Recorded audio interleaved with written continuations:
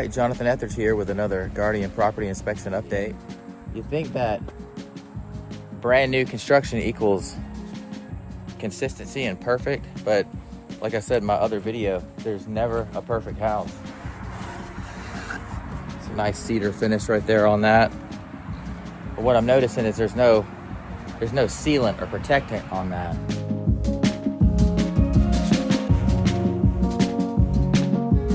The problem there is that you don't have any sort of true gutter system, so that's just going to fall directly onto here, and that's going to cause a problem right there when that water falls out, and it's going to erode this little area right here.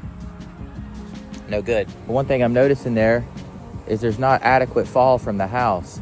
You're supposed to have 6 inches of fall for every 6 feet. So that's not happening there. You got some cooling happening right there with the air conditioning unit.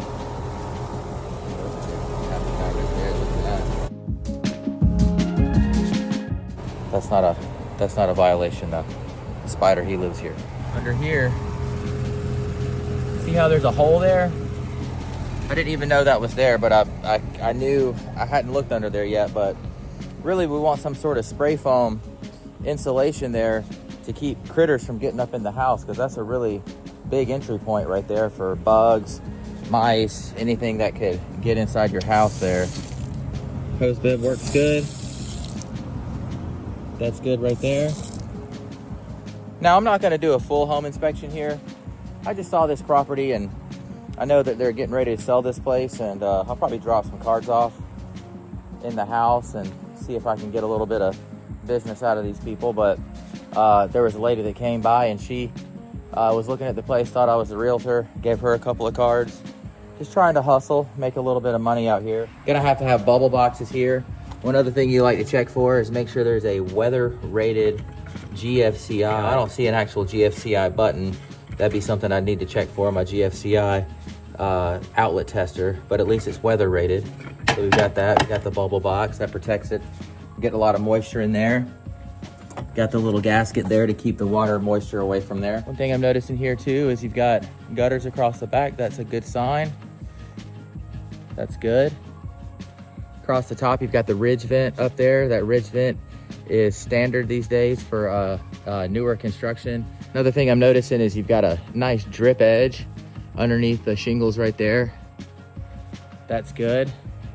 You've got adequate distance away from that drip edge on those shingles. That's good. Walking into the utility closet here, this is where we've got a hot water heater.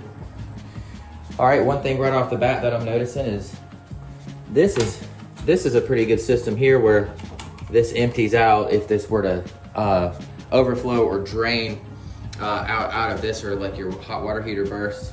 I guess the good news is that we're inside of an area like this where you don't really have a risk for a whole lot of water damage coming into the home. But if you did, this right here, how it angles up like that, that's not adequate fall. You want that to be able to fall. If the water were to drain into this pan, you want it to be able to go down into that little area right there. All right, pressure release there. Hot water heater, I can already feel some heat. So I can just check right there. That right there is hot, that's pretty good. That means the hot water heater is turned on and operable. Like I said, you wanna get this thing checked out. Another thing too, I'm a former quality control manager for a building company, and I used to have really tight houses. Our builders would turn over a really nice tight house. And I mean, it's funny that I say that as I'm coming around to this. Like I said, I haven't walked this house yet, but all that paint splash on the side of the house like that, that's no good. And if you were buying this house and you weren't necessarily able to walk it or be here throughout the process or through the walk, you might want to have somebody like me come and look at that for you, and make sure that we're getting a good punch list on that for like a homeowner walk. As a matter of fact, that'd be good for a homeowner walk in general, just to have me around. I could help point out some things that you otherwise might not point out. That's when you walk around with the blue tape with your builder, and you tape up spots, and then y'all make a contractual agreement on what needs to be fixed in the house. So before that, and that's before you close, and that'll be something you'd want to do for sure. It's all in all a pretty good house. Let's go inside. Check the doorbell. Welcome home.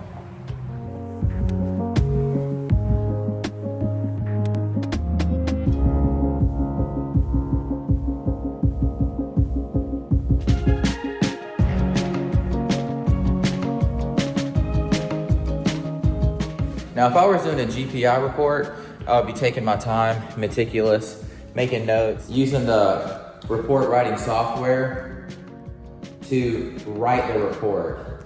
That way you get a report on the same day. A lot of times we're under strict timelines. Yeah, see that right there, it does not latch. There's like a little ball catch right there, and it does not meet the strike plate right there, which it needs to. Now this one does. All right, so that's gonna need to be adjusted. That goes on the report. Now that right there, you don't wanna have to hold that up there to get that water to come out of the shower head. I'm also checking to see if there's a leak there. We're good to go. But I do wanna make sure this water pressure is good enough so that when I do this switch between the faucet to the shower head, we're not having to like wait like I did a second ago.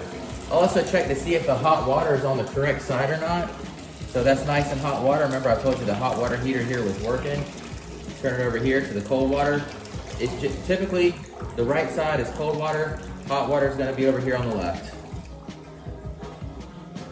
Same thing here. I'll do the same thing here. I'll go just come on and quickly turn these on. Check to see if the hot water is on the correct side. Take a second for that to happen. Flush the toilet a couple of times. Look inside the commode, the reservoir, make sure everything looks good. Yep, everything looks good there. Hopefully you can see some of this stuff as I'm going through. It's a nice touch as before. Now we want to make sure this is on a GFCI protected outlet. If you have an outlet close to a water source like this, by code you have to have a GFCI surge protector on that, basically, so that if you drop some electrical component here like your hair dryer or your hair straightener or something like that, that it's not going to electrocute you. So it'll automatically shut off. All right, here we go. We got a fireplace. Now the fireplace does not have its gas logs. I'd like to be able to test it, you know, but there's no flue when you have a gas fireplace right there. So if this was an actual fireplace, I would be checking to make sure the flue opens. Also that there's not a whole lot of soot on there that could catch fire. When you buy a house, I said this in the last video that I made, you don't want to buy this big beautiful house for $750,000, which is what I'm assuming this one goes for, and then the next thing you know, you've got a bunch of things that are just like causing you to have buyer's remorse. That's the biggest thing that I see, or that I would see when I was working for the big construction companies, is that the houses that didn't get a good walkthrough with their builder, with a realtor, specifically with a good home inspector, one that has an eye for quality like I do, they were moving into houses where they found a lot of mistakes in the house, and it's not fair to the homeowner. They get a really bad taste in their mouth about the builder, and sometimes that house might actually be pretty good, but there's so many little things wrong with it that they find over time because they're overwhelmed at the beginning of the process, where when they go to buy their first house or their second house, third house, however many houses it is, usually they're looking for it as their primary residence, especially one like this.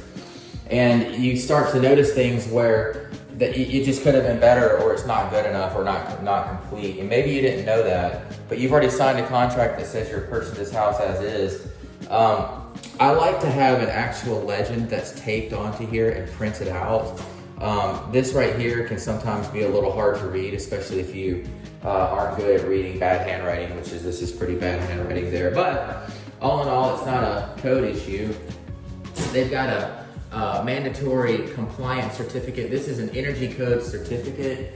And also, sometimes they will just kind of what I call pencil whip these, because oftentimes the municipality inspector is not going to look at this and then do an envelope test on the house. So one thing I like to do is just make sure we get adequate airflow and to make sure everything is sealed up. I like to make sure this is sealed up. I'd probably have my builder come back through here and mud that. Nice garage door. You want to make sure that when you purchase your new home, see how that doesn't even lock in at all? I don't know if you can see that. That hole right there could be punched out, and then that will be able to lock. Our attic space is actually right here. Okay? Now, first thing I'm noticing is that this, since this is an attic access, should have some weather strip right there, right? Now there is a place for the weather strip to go, but it's not installed yet. You'll want that. Another thing I'm noticing right there, this little kick plate underneath here, called a threshold support, needs to be there, because here's what's gonna happen. This is a trip hazard now. That's a trip hazard, okay? Now, one thing I don't see in the condensate line is a cap coming out of here. This little vent it is important to have, so I'll be notating that. Needs a vent, okay? This needs to be cleaned out from time to time, and if you don't have a way to pour any kind of bleach water or hot water down into that to clear that line out, you're gonna run into problems down the road. That's an issue. That goes on the inspection report. You gotta have a serviceable outlet close to any big unit like that, so they've got that. They've got a light there, very good. I'd also be making sure that these duct arms are not pinched off at any point, because those pinch off points are gonna cause you to have inadequate airflow. I'll also take around a temperature gun and make sure that you are getting basically the same readings all around the house. All of this insulation is in good shape. It looks like it's a blow-in insulation. I really prefer spray foam insulation. You gotta have above 13 inches in all areas. Right there, you're sitting right at 14 inches. But that's okay. Right here, you're at 14 inches there. I can see back in the corner over there, it's at 14 inches. They've got little sticks all around where you can visually see that. Got a little light up there. I'm looking at the top right here to make sure there's a ridge vent across there that's actually open to expose that ridge vent in good shape. Here's another thing that I'm not really thrilled about either. This is the wrong swing door, or the electrical switch is on the wrong side. Generally, you want that switch over there. See, look. It's gonna drive you crazy when you move in. You're gonna go into your thing. You're gonna reach over here and turn your light on. It's not there. You gotta walk into your dark attic, come around here, turn your light on. Look, now this is new construction. Remember what I said? New construction does not equal perfect, right? Now I know we don't have a perfect house anywhere, but that's a pain. Look how dark it is. So you're walking from the light. Watch what happens to my camera. This is gonna happen to your eyes. You walk to the light. Oh man. Oh honey, it's dark. It's dark in here. I don't have my glasses. You gotta come over here to turn that on. Not good. That's going on the report. All right. All in all, beautiful house. I love this place. I think this would be a nice house. Somebody can definitely give it to me if they want to. I'll take it. All right.